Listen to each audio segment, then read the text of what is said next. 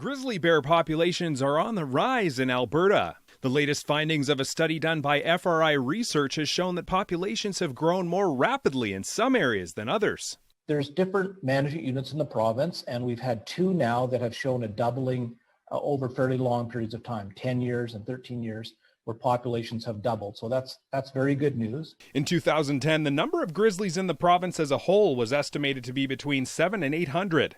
Today, that number has increased to between approximately 856 and 973, an increase thought to be linked to changes in food supply. Food supply is a big part of producing cubs, and the better fed females are, the bigger the cubs they produce, and the more cubs they produce. In addition to increases in food supply, lower human-caused mortality rates have also contributed to the growing numbers. And while the larger populations don't necessarily mean the species has fully recovered in Alberta, the trend is in the right direction. The increased numbers have raised questions about the potential for increased human interactions, including a study area in the Foothills region northwest of Calgary where 88 grizzlies have been found to be living.